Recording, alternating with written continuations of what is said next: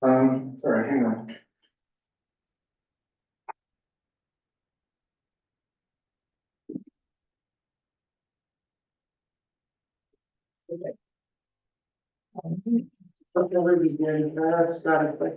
Yeah, Should we get an extension on this, sewer line expansion? not an extension, but we have until April to finish the engineering. And then the actual grant itself has more time. Okay, thank you. That's where we're at with.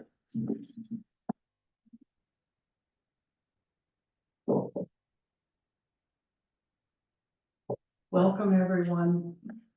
Today is Thursday, December 14th, 2023.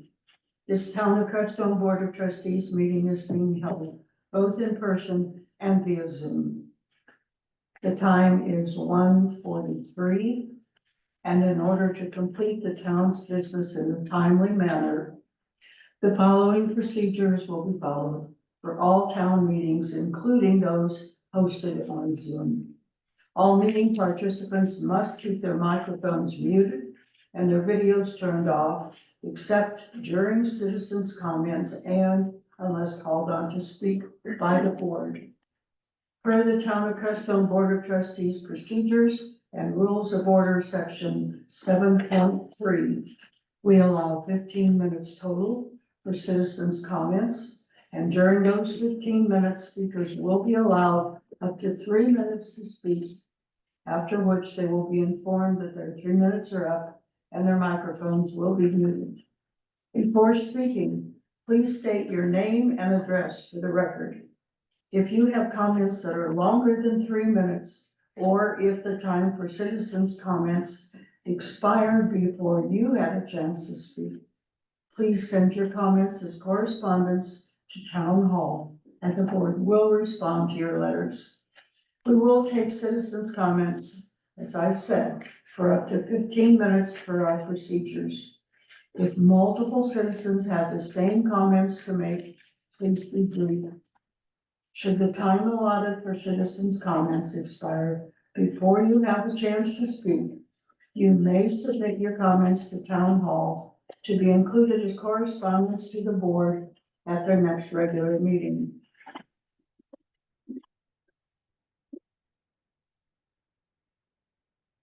Scott, would you call the roll, please? Mayor Danforth, Here. Mayor Pro Tem Martinez, Here, Trustee Byer. Here. Trustee Paslewski. Here. Trustee Mendez Sanchez. here, Trustee Cheney. Here. Trustee Rakai is absent with notice. Also present is Town Clerk Scott Ersman, and Town Attorney Seth Walker is here via Zoom. Thank you, Scott.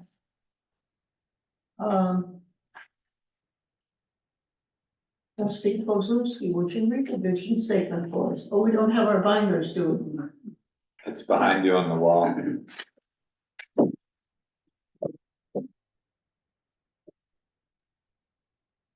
Town of Crestone vision statement, historic Crestone, Colorado exemplifies small mountain town beauty with a community committed to sustainable living practices and spiritual traditions.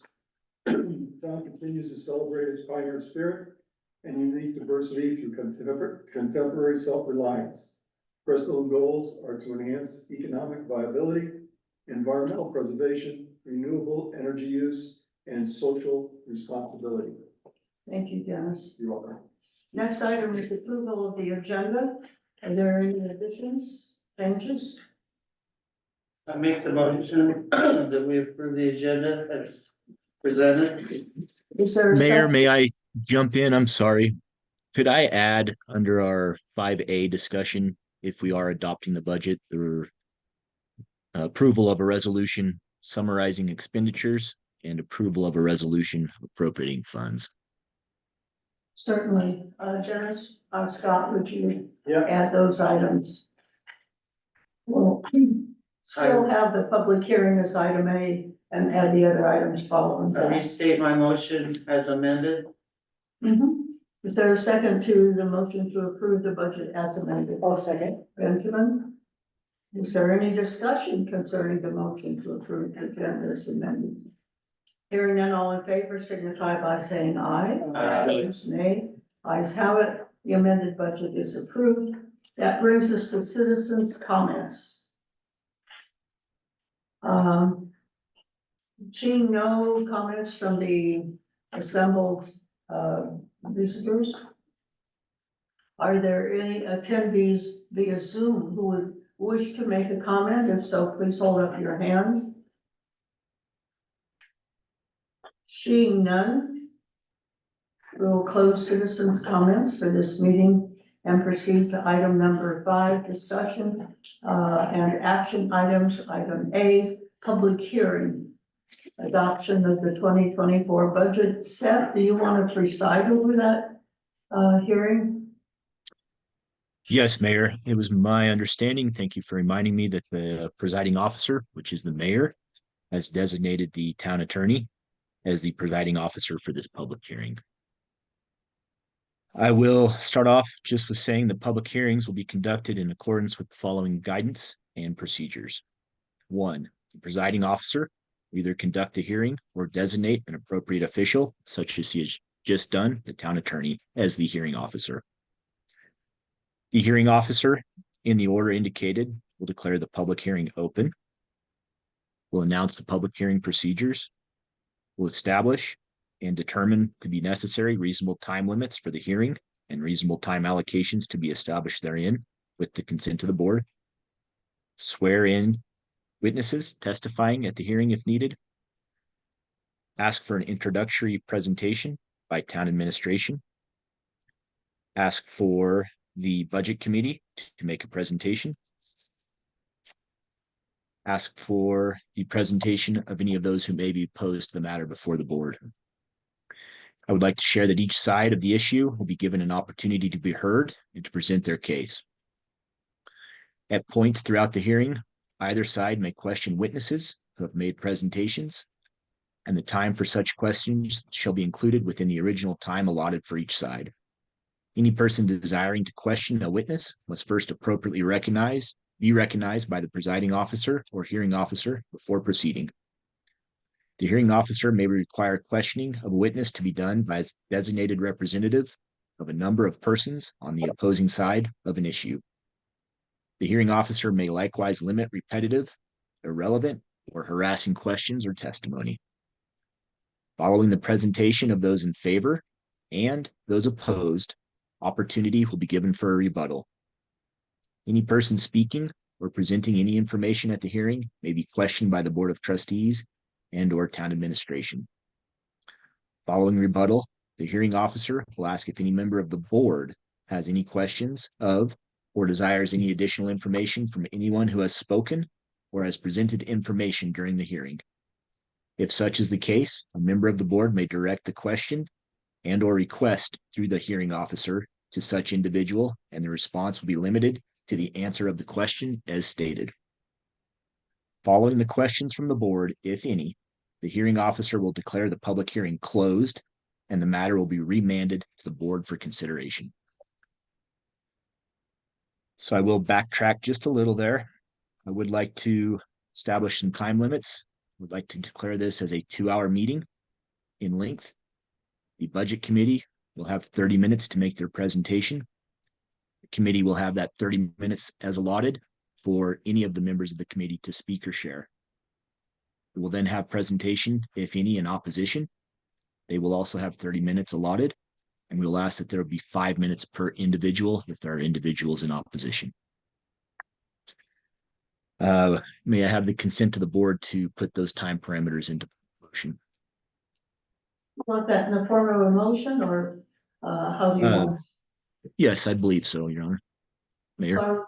Entertain a motion, to agree to the, request of our hearing officer. I so move that we approve the guidelines as presented by our attorney, Seth Walker. And a second to that motion, I do. Armando, discussion? Hearing no discussion, all in favor signify by saying aye. Opposed, nay. Motion Thank you, carries. Mayor. Thank you, Mayor Pro Tem. Thank you, Trustee Sanchez.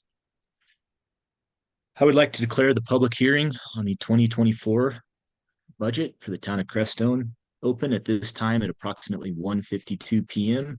on December 14th, 2023. I've previously announced the hearing procedures, and I would like to ask the Budget Committee to make their presentation. If they would like to share anything about the budget that they have presented to the board today.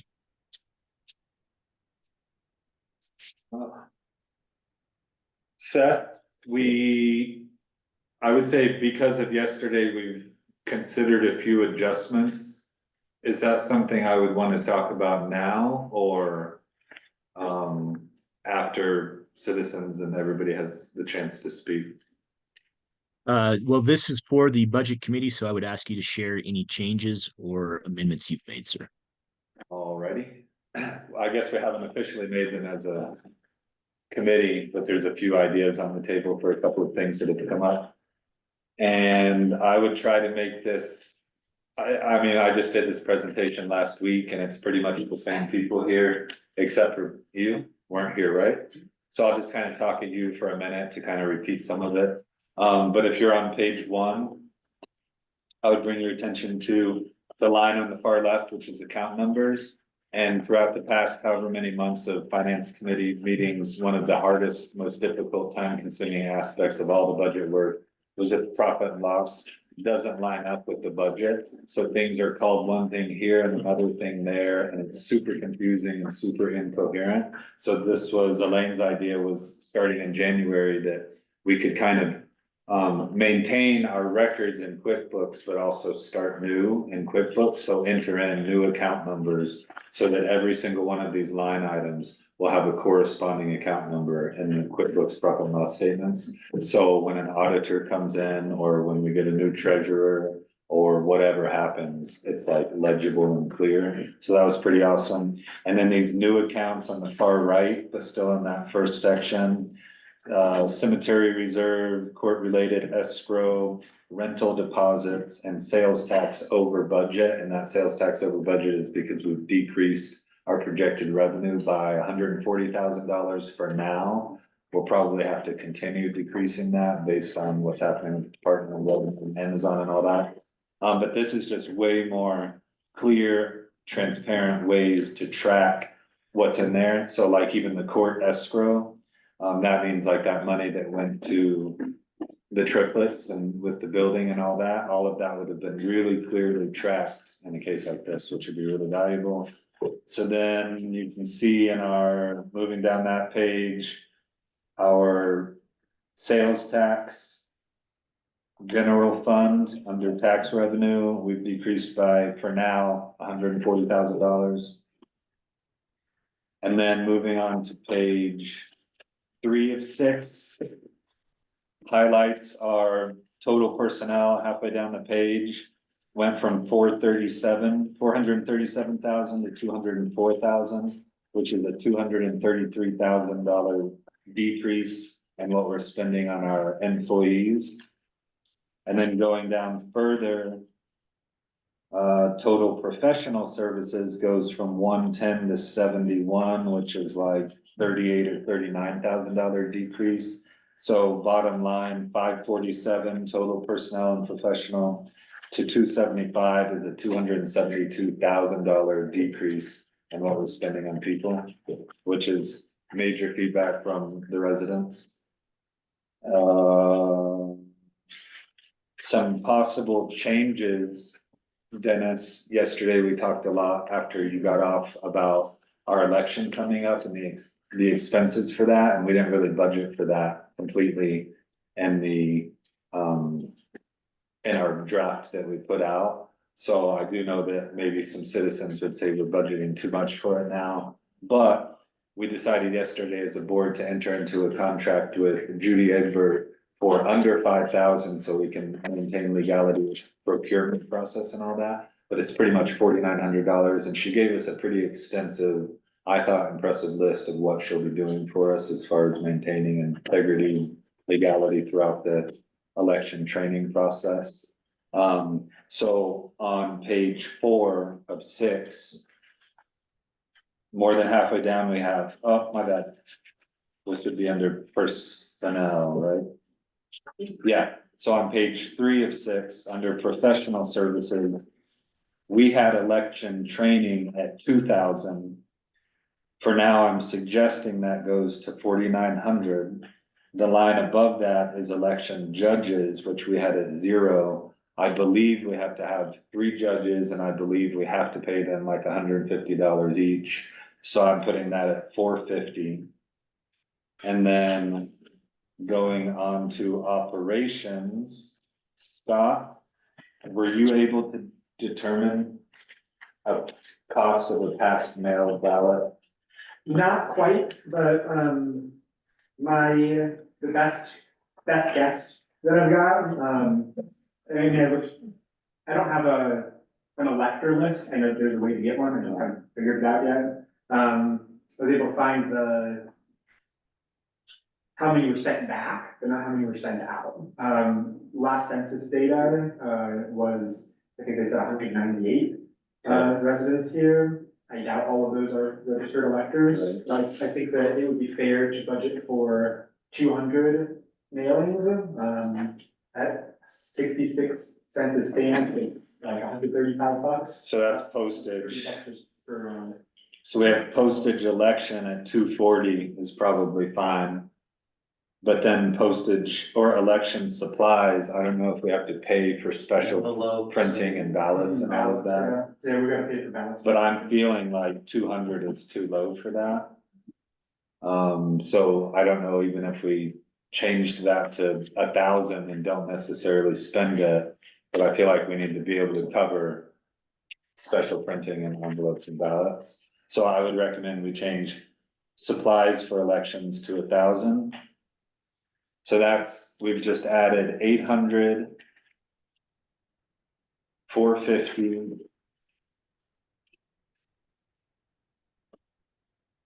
For judges, 2,900. and then 2,900 for the additional training, which totals 4,150.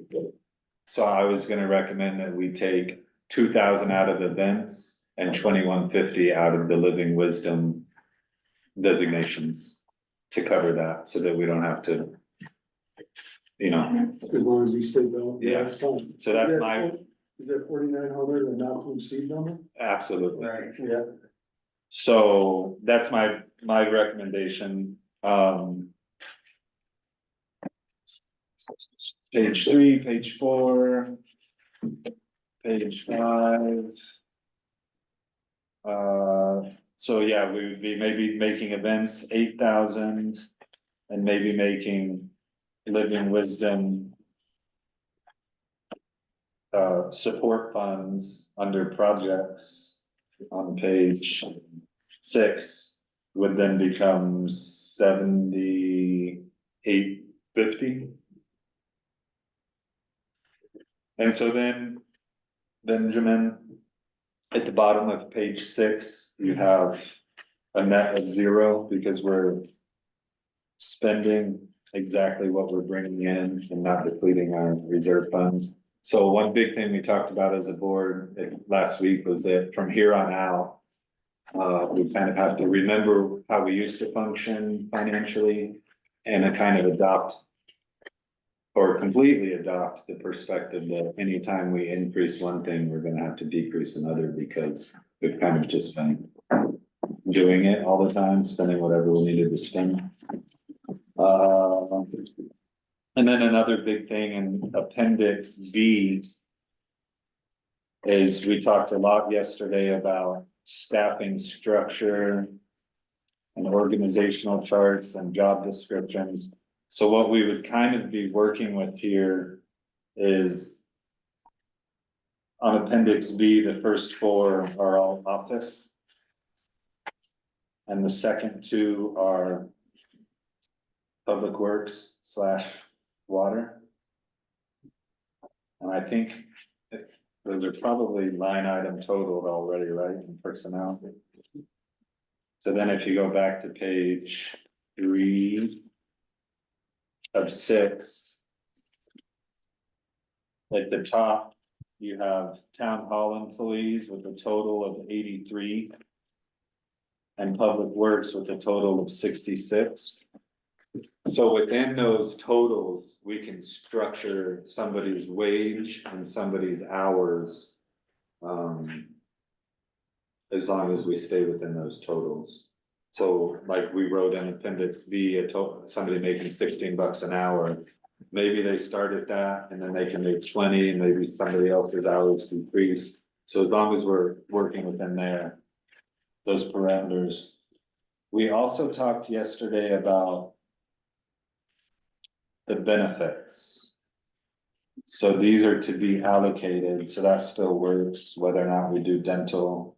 And I know Seth is gonna look into hour requirements and percentages of what we have to pay. And then I like the summary that Scott put up here at the top. Those are pretty awesome highlights. Just going over them. A reduced projection for sales tax revenue covered. Fitting all expenses into our revenue projections covered. A reduction of over 200,000. From the budget for personnel and professional services covered.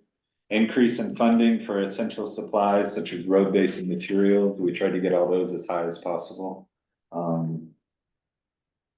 Because we kind of feel like we've been neglecting some of that stuff in the past years. The grant appendix separated out from the regular budget. We can talk about that. What document are you reading from? It's budget narrative, on that meeting right now. Yep, I'm picking 3 of them. So that's appendix A.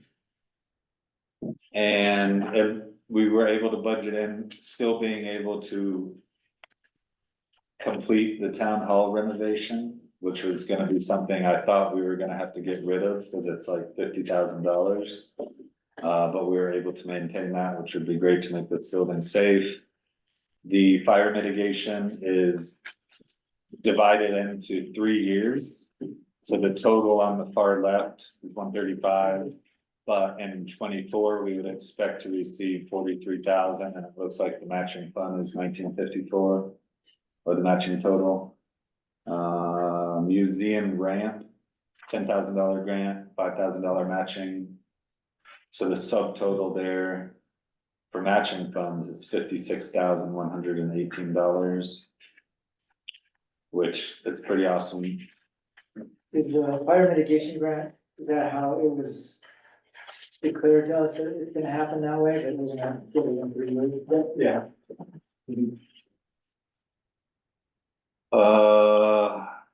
So grant appendix separated out. Next, combining funds into a single budget for ease of tracking both by staff and by the board, which combines with the following, which is the elimination of the water sewer enterprise fund. We talked about that quite a bit yesterday, and I talked about that a bit today with the attorney and the parts of the budget committee.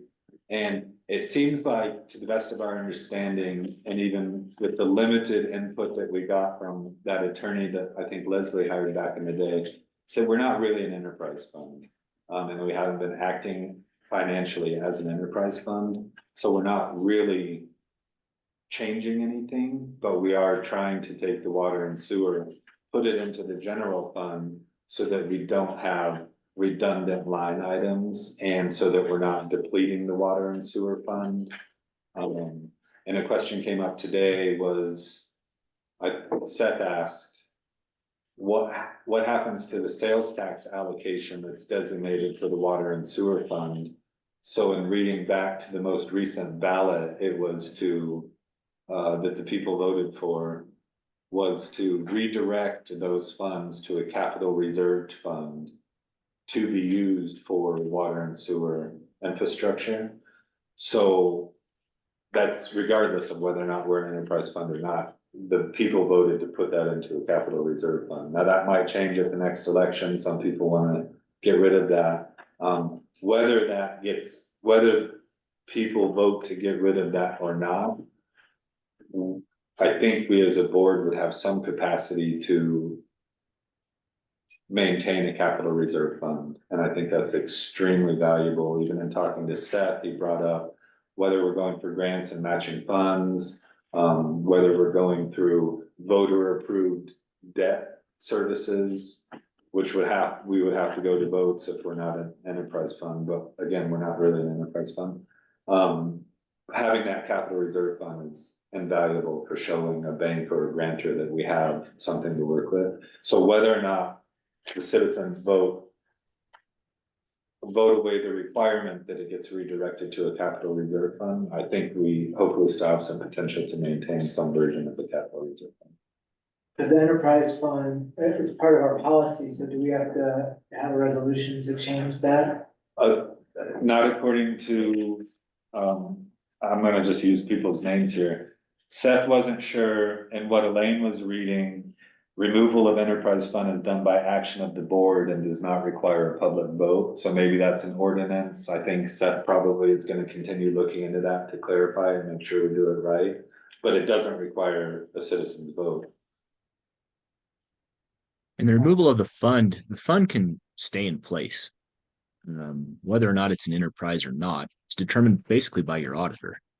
It's not like we actually have to eliminate a fund and how to do so. I'm trying to figure out if that is an administrative function or if that is a board action or if that has to go to a vote. I do believe it is a board action, but I want to be certain and provide you the supporting documents when I make that statement. So, yeah, one of my concerns was if we get rid of enterprise fund and we decided to contribute to the sewer district's expansion, you know, $12-15 million expansion, and we have to take a loan to do a down payment or whatever, even if it's a completely different project, we will have to hold an election. And it can't be like a public hearing, it can't be a raise your hand vote, we'll have to hold an election, which right now we're budgeting at, you know, $6,500. I think we could probably, in the future, maybe not have to have a $4,900 training process. So we might be able to hold elections for $2,000 or $3,000. And in the event that we're gonna try to take on $250,000 or $1 million debt, then probably we should run it by the public and pay $3,000 for an election. At the very least, that would slow us down or slow future boards down. So I think that's all I have. I don't know if Dennis or Scott or Elaine want to share anything else. Oh, not much, just that, we'll continue to watch the budget at a minimum, of at least once a month, if not more. Yeah. And more if need be. And it just won't be a waste of time. We'll be working on, at least in my mind, we're gonna be working on other ways of making, the process more simple and accountable. And, we'll be bringing that forward to the board and to the public as it continues. And as I said yesterday, we never want to go through this process again. And this is a good way not to do it. So keep an eye on it, watch it closely. Be prudent. And I'd like to commend Adam for all the work you've done, and also some citizens of the community. I mean, you put it out there to where this idiot can understand it, and it makes sense. I really wanna stick with our enterprise status, but I just wanted to give you kudos, because you make it make sense to me. Cause these numbers, it's, you know, we've got stacks at home, right? Fire starter, but, you at least put it succinctly where the layman can understand, and I thank you. I'm a layman.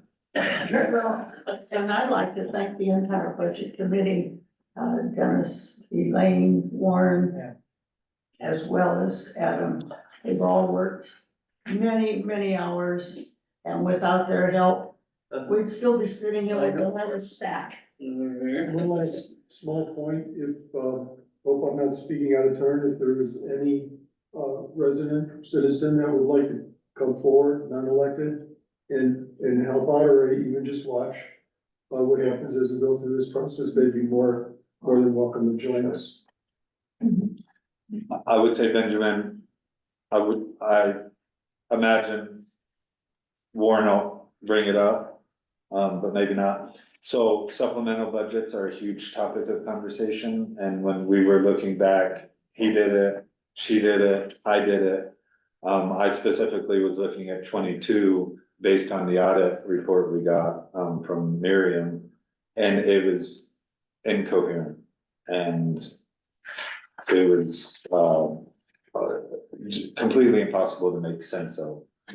So that's a problem, and the approach that the finance committee is taking is to take these, is to go back and look at what was actually spent and make that our supplemental budget. So we're not gonna be able to go back to 21 and say, this, we shouldn't have done this, it would have been awesome if we had done this instead, but we will be able to go back and say, this is what was done as accurately as possible. So we wanted to do that before the end of the year, but it's too much to go through. Elaine's doing most of this work.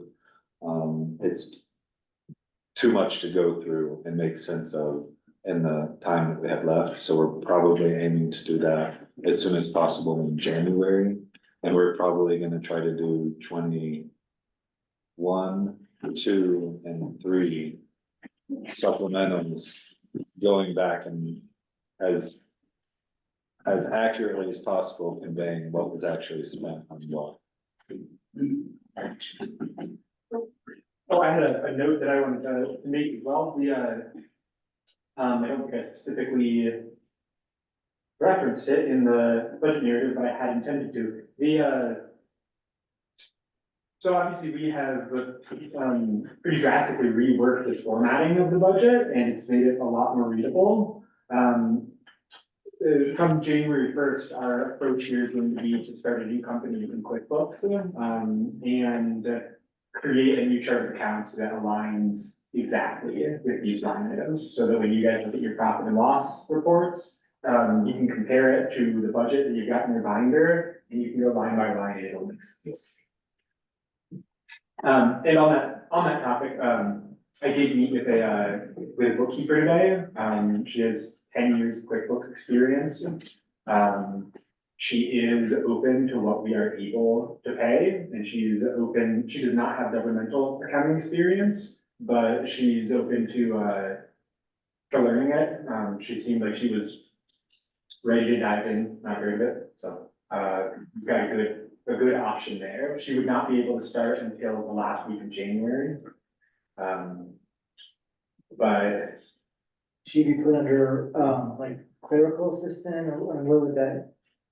As we, there's a line item for, We're required by state to have a treasurer, so treasurer could also be a bookkeeper, which might be added hours, maybe even $2 an hour more per hour.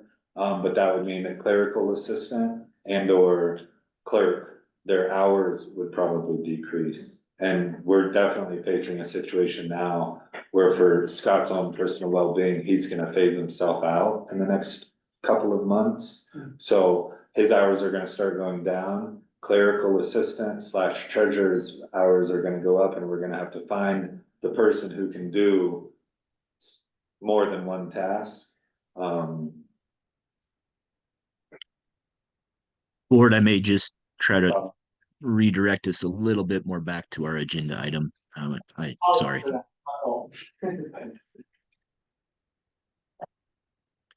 That's all I have. But I would ask the budget committee, is there any other budget committee or support for the budget as proposed and amended?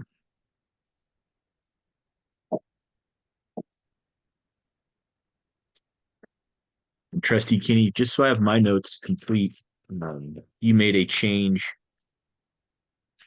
a reduction to the living wisdom to 7850. Correct. There was a reduction just before that I missed. Events to 8,000.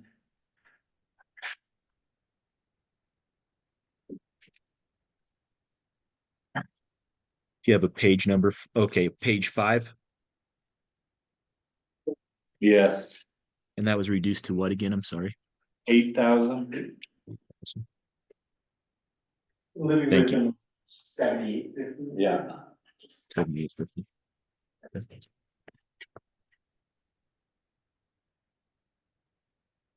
Okay, so would the budget committee like to present any more information to the board?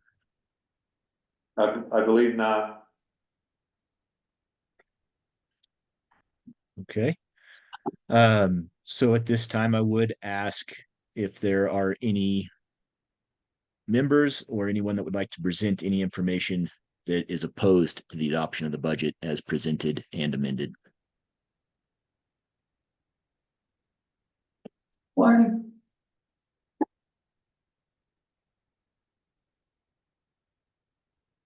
Warren Stephen, 275 West Carbonate. I'd like to just start with a couple of corrections. One, I was not part of the finance committee. As many hours as I put into this on my own, I want to sing the praises of the finance committee for doing a superb job under very difficult circumstances. And one small correction, the ballot issue for the reserve was not for the whole amount to go into capital improvements, only 90% of it. Or to be more accurate, 90%, 10% of the revenues for the water and sewer district were supposed to be split between water and sewer, and the other 90% into a 50-50 split for county. That's that. Okay. The objections I have to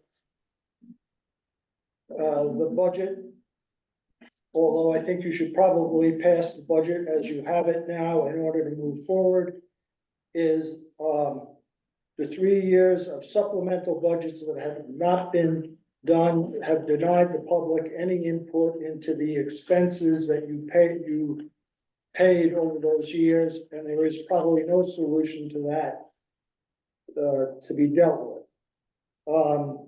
The board has not received any financial reporting from a treasurer who has not existed for more than 2 months for the last 3 or 4 months, or I believe since August.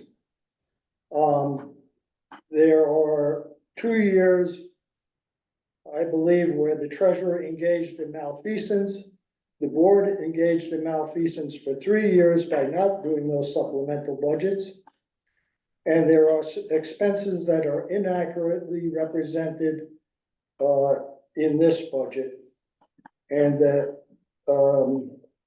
last is that the audit that will be represented in this budget for last year, I believe has either, I'm going to use this as my opinion, not knowing the correct word, and either malfeasance or fraud related to it. Thank you. Lauren, may I just inquire as to your point number 3, the 3 years of prior supplemental budgets? Are you referring to 2022, 2021, and 2020? 23, 22, and 21. I believe all required supplemental budgets. And those were not produced, and denied the public any opportunity to express an input over the expenses, particularly one of them where the board spent $300,000 that was not incorporated in the budget.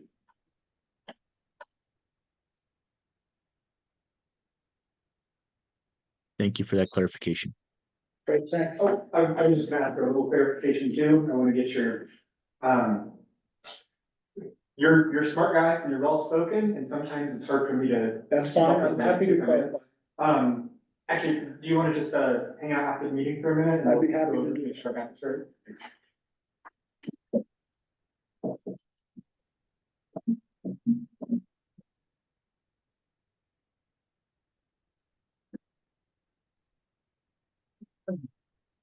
Mayor, from my point of view, I don't see any other opposition, but I may ask that you ask, as you are there in person, if there is any other opposition online or in the room. I see nothing online.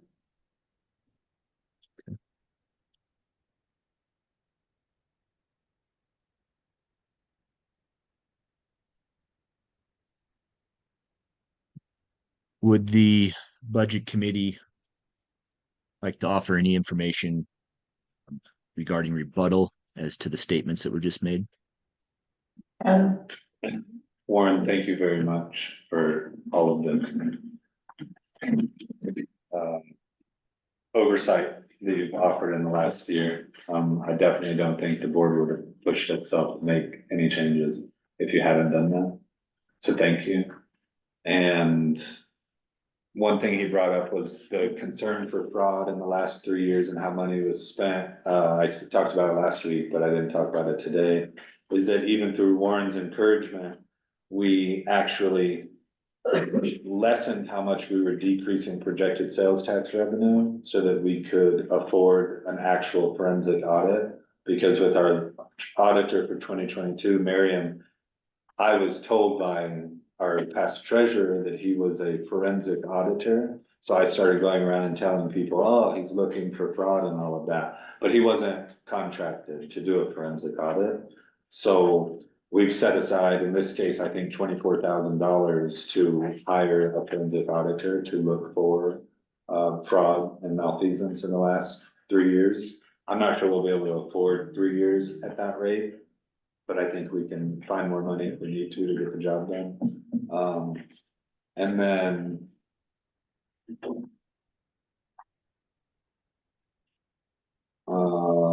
so yeah, and then I think with that 90% of sales tax allocation to the capital reserve fund, that's a great point. And sitting here right now, I'm not entirely clear how to track that accurately. Would that mean that I mean, if that 90% is based on operating costs for water and sewer? Correct. So does that mean we would have to go into the combined budget and break out operating costs for water and sewer? And then we could take 90% of that. Okay. For operating. But then the remaining 90% of the 0.5% allocation to that operating expense? Well, actually, it's not an enterprise fund. It's not, the way the resolution is, if you're not an enterprise fund, you can just take 10% of that. The 0.5% sales tax. 90% of it should go into reserve, 10% of it can go into operating. And you don't have to worry about your expenses or your revenue because it's not an enterprise. Is that how you read it? So until citizens try to change that policy or that ordinance resolution, then up until then, we're gonna take 90% of the 0.5% and put it into capital reserve and 10% and put it into general fund operations, Water and sewer, fund, which is now part of general not fund. part of the general fund, I don't know how that mucks up things. Well, we'd like to know how that mucks things up. And that may be the question of simply just keeping the fund. It can have fund. The enterprise status isn't preventing us from doing anything at this point in time. The enterprise status may prevent us from doing something in the future, but possibly retaining the fund could be helpful to clarify, especially if we are splitting the 0.5% 90% goes to the water and sewer capital reserve, and 10% goes to the water and sewer fund, which we are eliminating by this budget. But he's saying. Where is that 10% going to go? I don't know if that's part of this hearing. I don't think that is part of this hearing. I think that you can account for the money towards water and sewer as a separate bank account, which I think is currently, I think the accountants, I forget what they call it, I think they call it a business. Or property. A proprietary fund.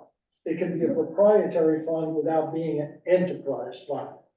And I'm highly against the enterprise fund because you're disenfranchising the public. So. Set that up. But You can that's set it gotta up be for outside of bookkeeping this. now. And to the board on page 1. At the top. At the beginning of.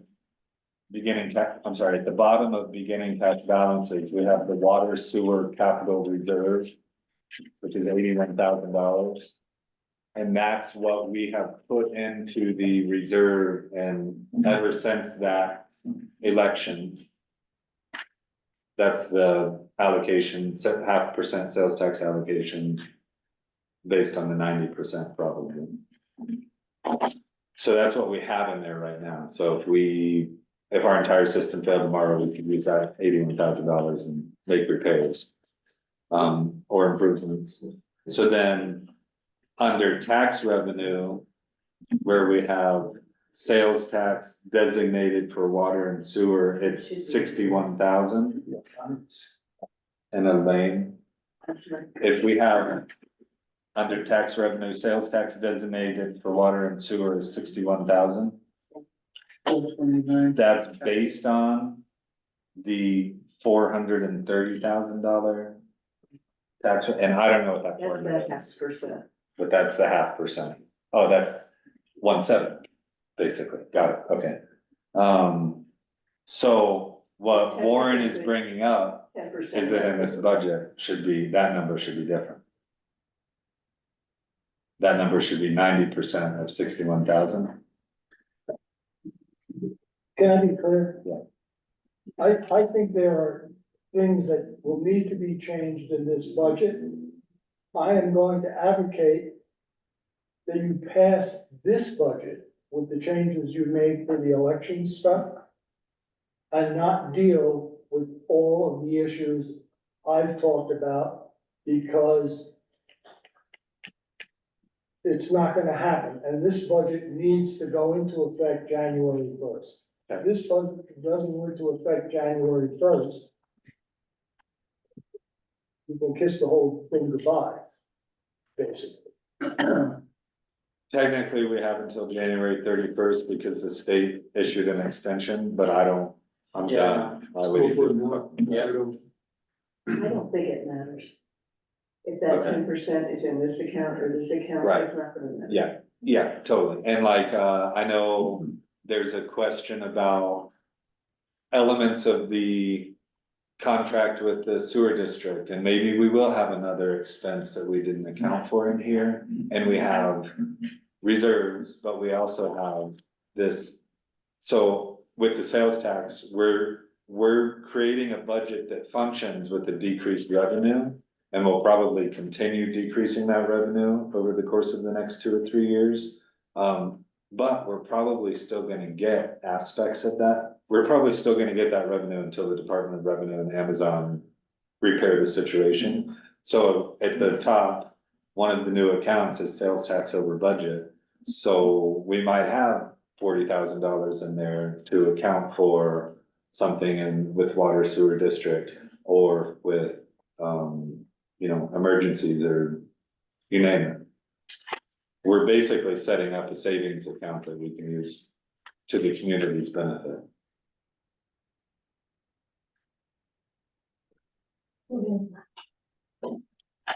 I agree with Warren, let's move forward. There's, a budget is just a guesstimate. And there's gonna be changes, we don't know if there's gonna have a flash flood or an earthquake. That we have to prepare for the worst. and then be happy if it doesn't happen. But I agree with Warren, I hereby make the motion that we approve the public, to adopt the 2024 Mayor Pro budget. Tem, Yes. if you could hold on one second, I would just like to ask if there are any other board members that would like to inquire of anyone that's made a presentation today. Any other questions from any board member? No.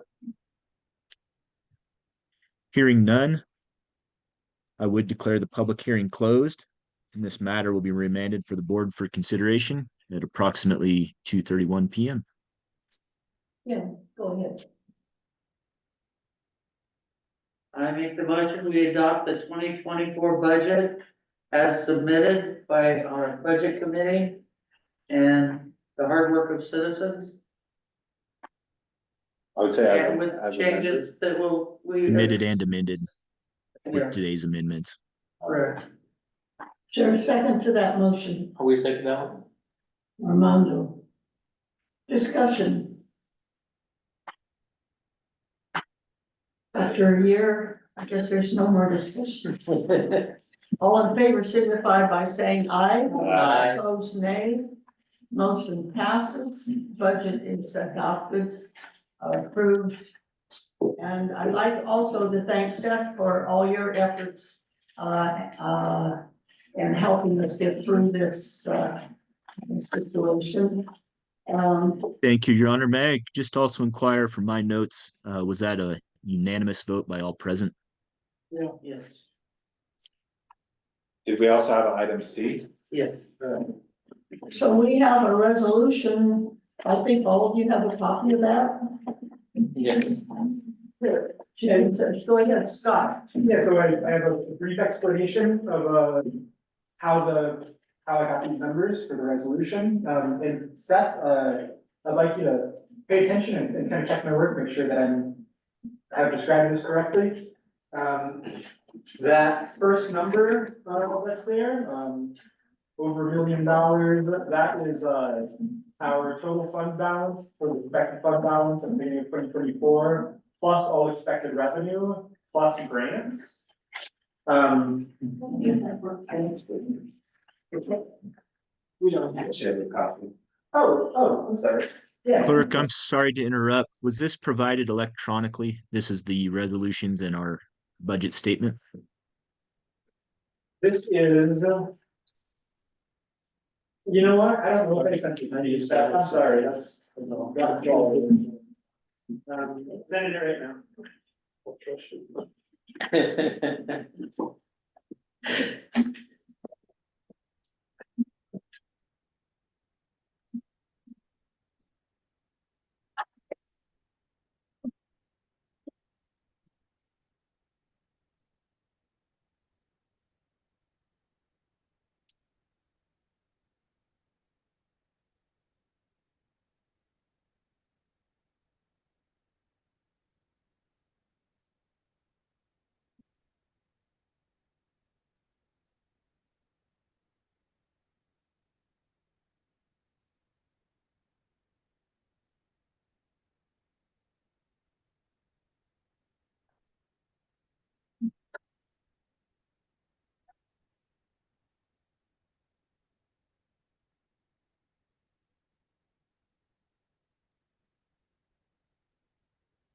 Okay, Scott, I did just get that.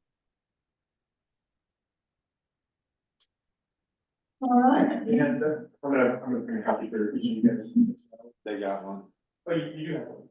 I thought you- cool. Oh, you want one? So yeah, like, I grew kind of pay attention to what I've done here. I did this based off of I looked at several previous budgets, to make sure that this is the way that it was done previously. It does seem to be the case. For section 2 here, it's meant to be fund balances plus estimated 2024 revenues.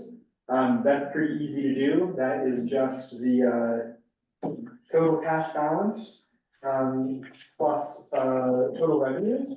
Now, one question that I wanted to make sure that I had done correctly is that we have grants, separated out from total revenues.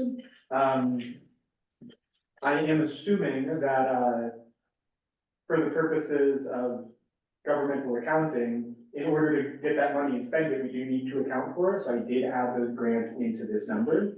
You need to add them to the expenses then too. If you add it one place, add it the other one. Now, I added that into, I just mean I added that into the number for this section two, they say, fund balances plus revenues for each fund. So I haven't actually changed it for the purposes of the, but I think I understand what you're saying. The $600,000 in revenue for grants, is that not reflected in the expenses for projects? The 556,000 does not include the grant. It includes your matching, but it doesn't include the grants. If you look at the, exhibit, appendix A, the 607,437 needs to be included in section 3. I'd like to remember 3. Okay, in the 556, the 556,000, on appendix A, the 56,000 right there is included in that number, but what you don't have reflected is the 607,000.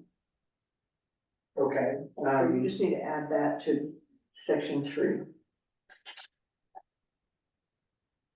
so I think, let me make sure.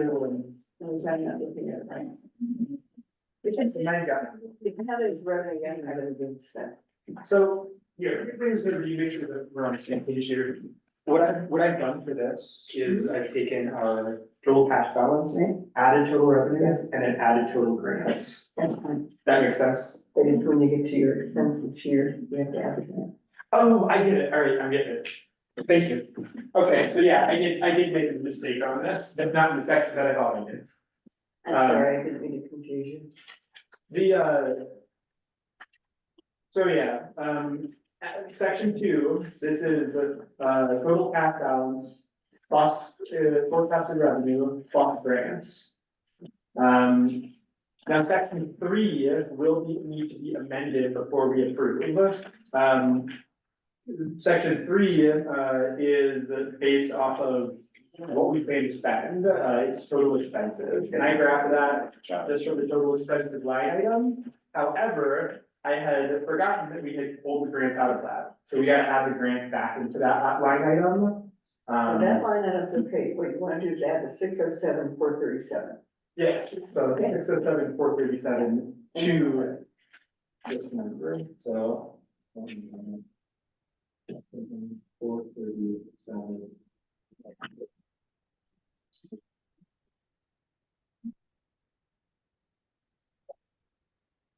We also need to add in the Conservation Trust Fund as a separate fund.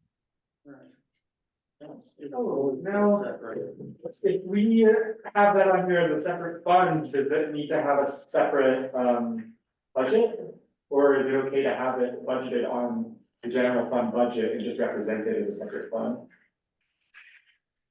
Well, I believe I would ask the treasurer this question, but I am looking at our 2022 budget, and we have our general fund, we have a water fund, we have a wastewater fund, and we have a conservation trust fund.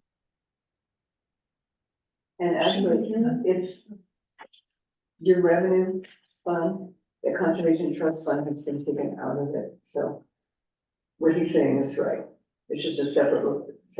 So conservation trust fund was already taken out of revenue. Well, it's added in and that's taken back out, so when you're using your net cash balance, it's the conservation trust fund is the not. Conservation Trust Fund, when it began was when the lotto started in Colorado. That was always supposed to be a separate fund. It It is, is designated for parks and recreation only. It was always supposed to be its own accounting. Cemetery is supposed to be its own accounting. Road funds are supposed to be their own accounting. And then you got your general fund. You could not loan from the cemetery or conservation to the general, but the general could supplement those other accounts. But the Conservation Trust Fund has always been designated separate for parks. Okay, it was never supposed to be mixed amongst the rest of everything. So I'll have to just add that in here, I am able to do that, and Elaine, help me out here, basically what I would do here for that is, and we're gonna figure out. It's in here, it's in Yeah, but now if you're the representative, I use this number to start.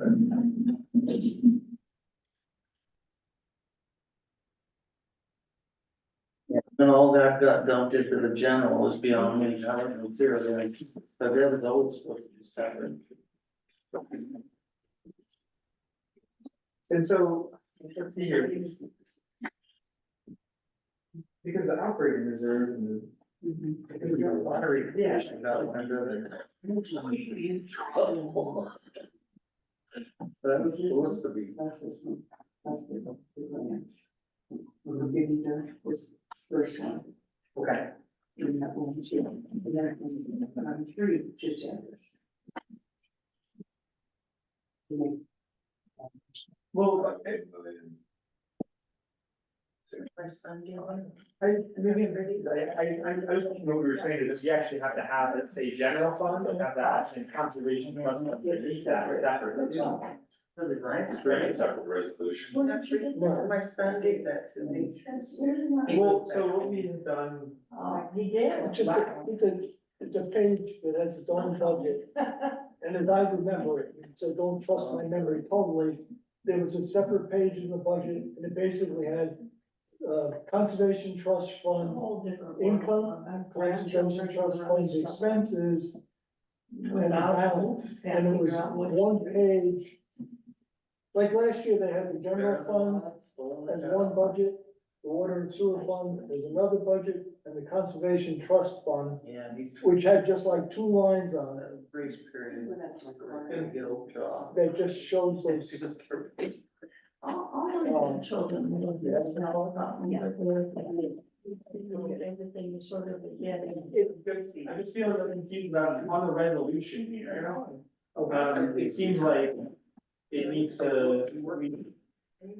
Seth, on the resolution, you're saying that we need to have the general funds, list that out, and then we have to have conservation trust fund to meet that, correct?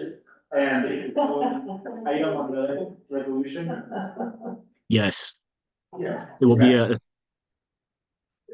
a separate line, general fund, X, conservation trust fund, X.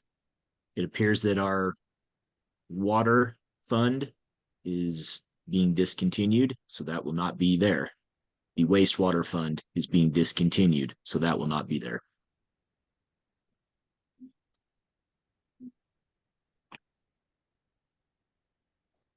So close. Sorry, guys. It's. Alright, and, so, I'm not really up there with it. Yeah.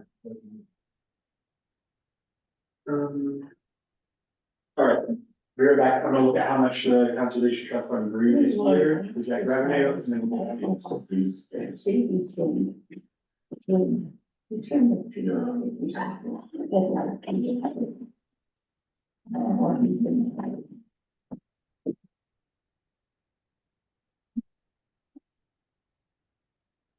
Seth, Yes, sir. if we made a motion to approve the budget and it did not have that appendix in here, should we remedy that?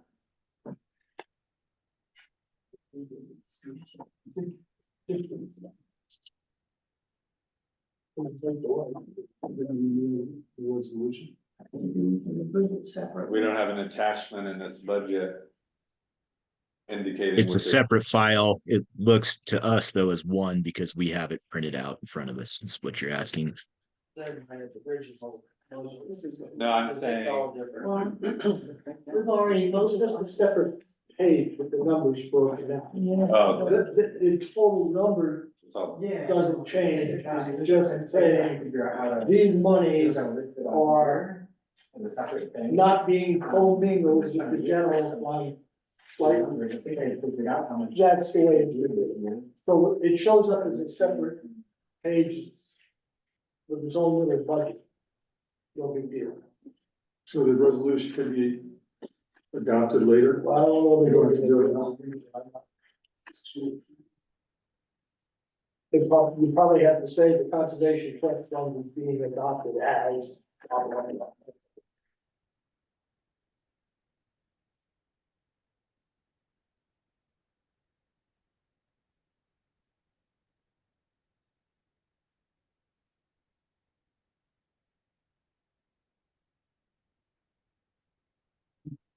So now, the picture, This is something. Was the Conservation Trust Fund figure of 5,808 included in the general fund balance? They're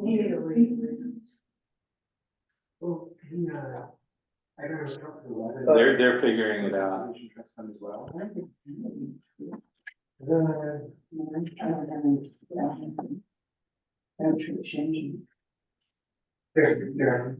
Let's see the balance. That's 58 already. Selection. I can guarantee That would just be that. section 4. It's only under section 2. Actually, I started. Which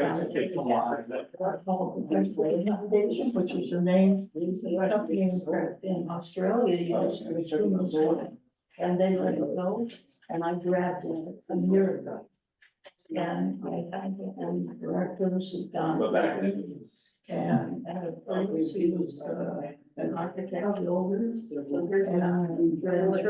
we're going to, the purpose of the foundation is to support the values and the development of the unique Crestone community, Crestone colony. And to, which is the point, no, the point is, and to bring a destination observatory and planetarium here. Because the town has no money to do. And, so that's what we're working on. With the eco glamping and the hotel, restaurant, and museum. I'm growing things because I'm a growing mess.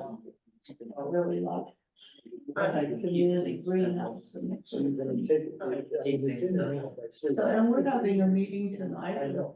Just a Ripple Journey with the folks from Denison who'd like to support that. And I just had I spent the morning working with someone from Colorado College. To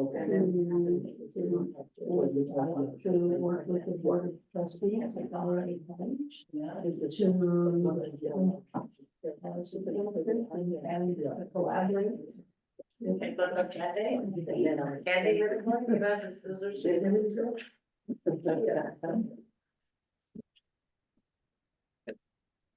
So that's what I'm doing, and I'm writing a book.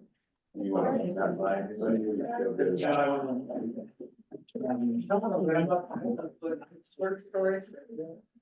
Because I have a million of them, like Mark Twain, just the message, the whole book is good story.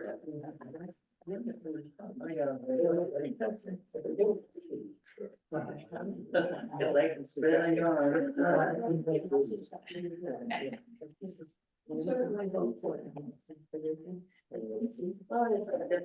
No much stuff here, you know, there's like people every night. And, you know, I don't. But kids don't know in certain cases, you know, like, where does this phrase come from? You know that I would like. Sorry. It's okay. No, it's quicker. The big guy is the dealer. There's a lot of folk stories, you know, they have different. I don't know what prison is gonna do. The board, somebody who knows. In that. Yeah. Well, right now, they're not those people. That's very interesting. And I was just debating whether I would. I like to have one of those too. So I'm here, I think the Oreos too.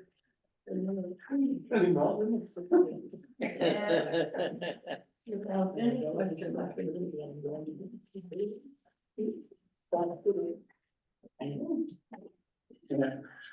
More in the supplement, how I, when, you know, the laws are supposed to be maybe once. I'm like, I'm a sniper. I mean, nothing's been applied equally, I have to pay twice for everything, right? I mean, when they started EQRs, okay, Put this down just in like, time, you're spending that when money. they started, okay, no, decided. I mean, that's the reason our liquor store was called the 21st Amendment, was because it was an act of Congress. Nobody wanted to call that. So, I mean, we had our own sewer lagoon, we had our own low-income housing. You know, It's subtracted. we had to fight for it. And the rules never applied And then I have the mechanism here. to anybody except Snyder. So this- I mean, that was my platform when I originally ran, was I want the equal.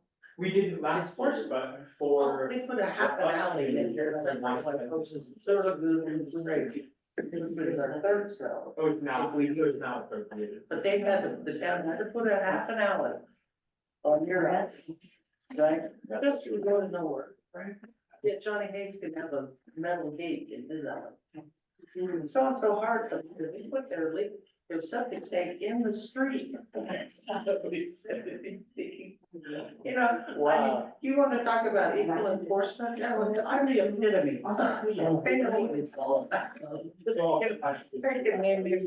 They were gonna have food, Fourth of July, whatever. And all the food that was gonna be at the museum. Well, You guys, for this one, I said, Total I'll give it down added the grade. 20 minutes before they come over here and shut us down. And then I subtract. 15. I said, just move on, watch that. So, I mean, I've seen it all, pretty much. So, you know, people just do have to, and that's why it's important for us to all learn from our elders and one thing or another, because we tried it that way, it didn't work. Already did that. You're gonna come over here and fix us? We tried that before, it didn't work. Oh, well. And, you know, the strike to the bond, and stuff. But that was just Long, six of long. the stretch. When the independent gold mine, and there's still a lot of gold in gold mine. When they were like 8 levels flooded, when they had the gold mine tours, then they were selling property. 8 levels that were flooded, but they had some lights down there where you could peek down and see how deep that thing. So this like a company honeycomb. going here, really. But anyway, when the independent gold mine hit big. The railroad was from Crestone to Monterey, Earlier, right? are these? This two numbers building was called the San Luis Valley Bank And they equal 11,600. and assay office. Yeah, I can show you how more in this room over here, where the assay office started. But the original, where the safe is now, it goes clear down to the basement where the San Luis Valley safe is at. I don't know if that's the same one or not, it's been perfect, it is. But anyway, so the Baca, that always had a problem with Crestone, Crestone's always had a problem with the Baca. It didn't have anything to do with the POA. It started because the Baca didn't wanna have to pay the toll for the railroad. And they also had to pay the San Luis Valley Bank, got their cut, the SA got their cut, and then they got their cut for the railroad. It's like, they were upset about doing. Well, anyway, the railroad goes away, they shut down the line, everything goes on, then the POA shows up. We weren't allowed over there because we were a second-hand citizens. So it's been an ongoing thing, this is not just in the last 5 years, this is from the 1880s. That there's always been a little bit of a strike. You know, we're talking. I love people out there. It's all economic, it's really, who gets a piece of the pie. But stories, you know, I'd love to just share with people. I tried to get you to share. Give us a look. And see that square right there? That square right there? Those were fireplaces. Oh, when we bought the place, and Dad knew this was a Kinlan. So he ripped out the fireplaces, but he wanted to keep the historical value that that's where they, the stoves were. You go, what the hell is that? And why are there outlets way up there? Yeah. Were there several apartments up there, rooms or? It was a Masonic Lodge for a while. I thought there was- building was? I thought there was a separate, I thought there was a separate building that was a Masonic building. Well, that's how the house was moved from Liberty by Mule. This part of the house was moved from Liberty Oh, and attached to this building. And we kind of The 607. put them together, because it was flush up here, but it was about 2 feet. During the. Over here was out of whack. there was not a separate one, separate Masonic. I heard it was upstairs. Well, all I know is that there was a separate Masonic building that the Masons, at least in those days, maybe still felt it was important to have their own building. And there was this Lodge 101. At one point, the state Masonic, the Masons came here. And you know, Bob King's house, the one right next to my place, that was a pool hall. 6 and almost 7. And then they had a bathhouse right over here where the greenhouse is right now. They had a bathhouse. You know, 25 cents if you want fresh water, 10 cents if you want dirty. Really? No way, really? But it's. That's Okay, Seth, I just sent you the new resolution that has the numbers corrected. And Let me pull that up. now that we've figured it out on our end, I can explain to the board how those numbers. So we only have two funds, general and conservation trust. It should be full. Or No, the cemetery fund should be separate, and the road fund should be separate. Seth, is that, He's, yeah, oh, I am looking at it right now. But I think that looks more correct. Let me continue.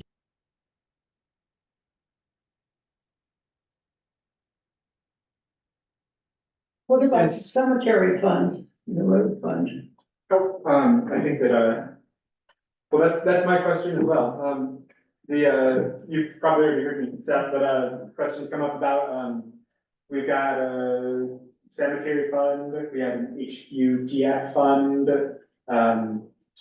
Now, on previous resolutions, those were not listed. Was that incorrect to do? Should those be listed? Or is conservation trust fund a special type of fund that needs to be listed separately?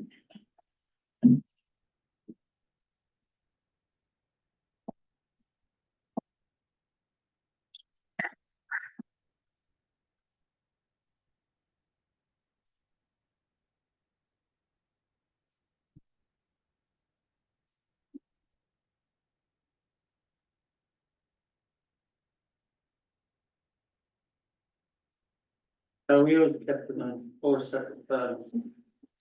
I just got it back from the house, we haven't heard back from the best yet. We didn't last year or the year before. Back so.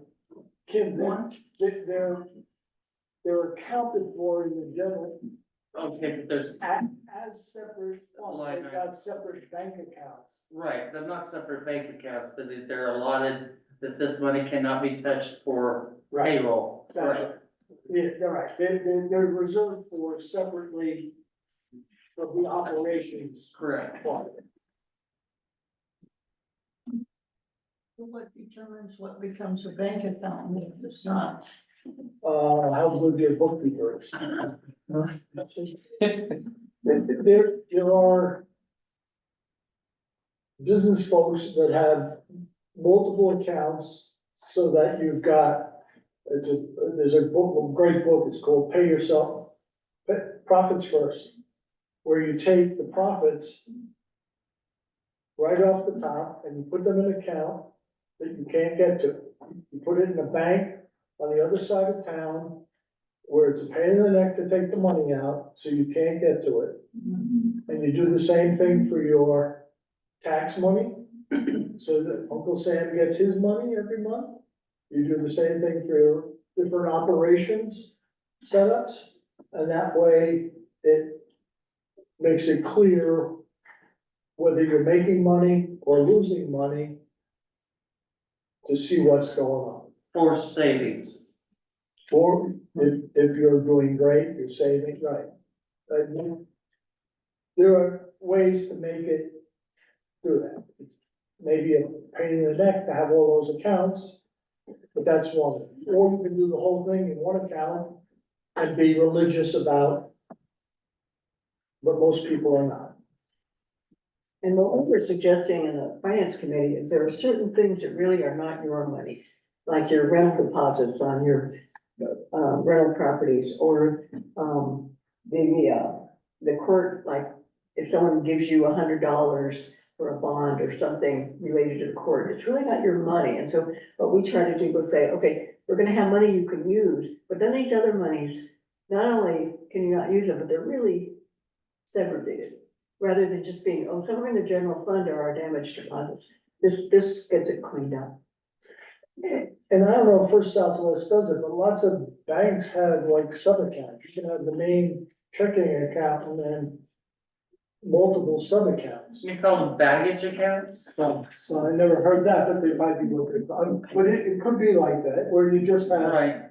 here's the main account, you do all your operations at it, and you take the rental deposits and you put them into an account that it just shows up as, you know, account 1, 2, 3, 4, A, B, C, B, something like that. So that you could have clear delineation.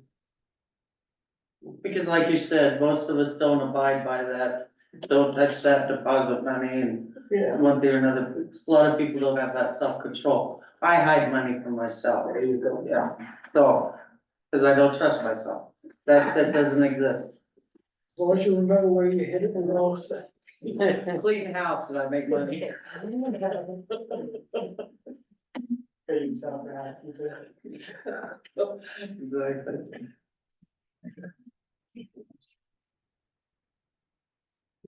So where do we go from here? Where enough is reading it.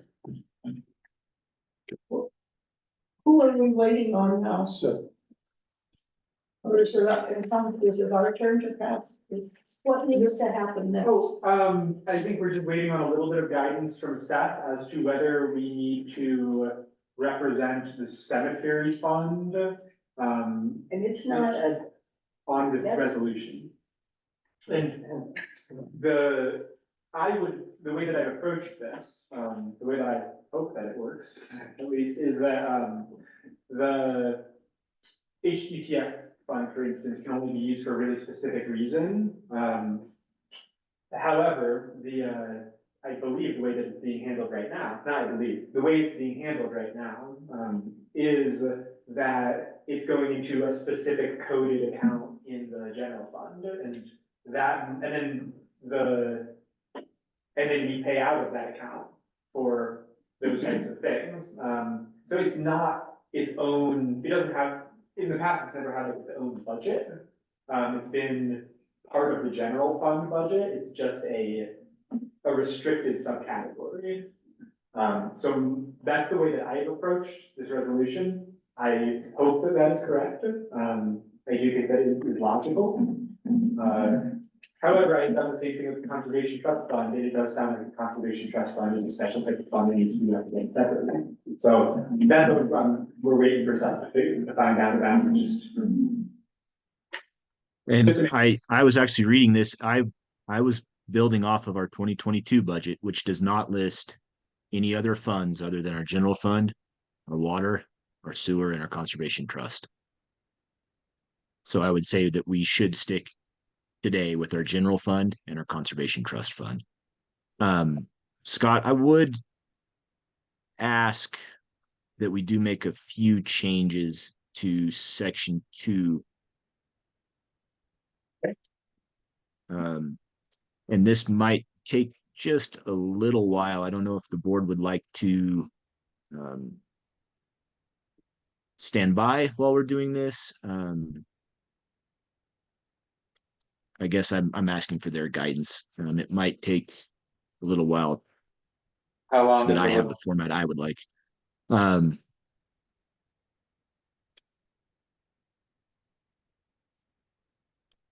Scott, do you also have the resolution appropriating funds that I could look at? I believe that is. These are actually combined. Okay, and maybe that's part of we're actually trying to do adopt and appropriate funds in this one budget for this one resolution. I would like to add another section to this, Scott, if I could. I would like to add, would you like to do this in our meeting? Would you like me to call you? What would be the best way to do that? Let's see, well, board, Well, we don't know how much time we're talking about. yeah, I mean, I think it would be ideal. Hopefully half an hour, but I know that's a long time. I think it would be ideal to get it done during the meeting so that the board could approve it as amended. I feel like if we change it after the meeting, we'll have to meet again. Could we just schedule it for the next board meeting? That's what it's a public hearing, I believe. We're going public hearing? Continue That's this. Monday. Well, the next board hearing is in January, right? What's the other section? What? Adopt and appropriate. Yeah, well, let's see. Yeah, I let's see what we can get done. I can go to the post office and come back in half an hour. Why don't we just continue the meeting to 30 minutes? We'll have a break for 30 minutes and continue the meeting then.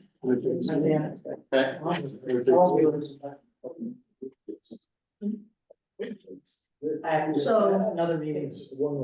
I'm missing a meeting right now. My problem is that I mentioned before, I have to leave at 4 o'clock. Can we adopt it? I mean, you have to look at the changes. Are they gonna be just technical changes or? I think so. I think the numbers are still the same. It's just whether or not we should separate the account. I think we could adopt the resolution as per pending amendments. Seth, what do you think our options are? Can we The do mayor that? is comfortable and the board is making that so that the changes would be signed by the mayor today by 4 o'clock, I hope. I am comfortable doing that, Mayor. Okay, wanna do that? Yeah. Okay. I think everyone's nodding their head. So go ahead. So this would and be resolution 009-2023, a resolution to adopt a budget and to make appropriations for the year 2024. This is a resolution summarizing expenditures and revenues for each fund, and adopting a budget and appropriating sums of money for the town of Crestone, Colorado for the calendar year beginning the first day of January 2024 and ending the last day of December 2024. That is the resolution before the board. And what changes are you gonna make? I would like to clearly delineate the estimated expenditures for each fund, the estimated revenues for each fund, and then I would like to clearly indicate that we are appropriating revenue from each fund and to each fund. And that would be adopted and done today. We have the general fund and the conservation trust. Correct. Simply 2 funds. But the fact that you're moving the money from the conservation trust fund to the general fund is a $5,000 expense, is the way I'm seeing it. Am I wrong? That's right. So that's what he's talking about. He's wants to put in the appropriation from the Conservation Trust Fund to the general fund and show that clearly in whatever wording that's talking. Is that correct? I believe so. We're allowing the fund to use the funds that are in, to use the dollars that are in the fund to spend the money. The Conservation Trust Fund, as I'm reading it again, will be appropriated $5,808. And to actually use those funds, it has to be appropriated. Right now, we're saying that that fund will have $5,808 in it, but it's not spent on anything. And the same with the general fund. We aren't breaking it out exactly what we're spending the general fund. That is what our budget is for. But we are saying the general fund, and I want to verify the numbers with Scott. As I'm seeing it, you have $1,829,398 listed. That's correct, that's the, So then, fund balance plus revenue plus earnings. then I make a motion, we approve resolution 0092023 based on agreed upon amendments by Scott and Seth. I'll second. And Second by we Kim. have the bylaws that's coming from conservation. Bench a second. Second by Benjamin. Discussion.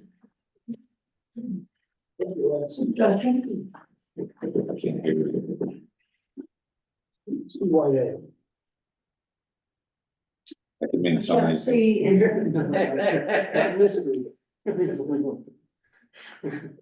Got it. Okay. so is there any other discussion? All in favor signify by saying aye. Aye. Opposed, nay. Ayes have it. It's approved, subject to the distribution revenues. You have to adjourn the meeting. Motion to adjourn. Second. We have to adjourn. Who want, would somebody please put a motion to adjourn? Yeah. All in favor of adjourning signify by saying aye. Opposed, nay. Thanks. Thank you, board. Scott, I will call you right away. Do you want me to call you on the office phone? Yep, that's perfect. Yeah, there was. Oh, wait.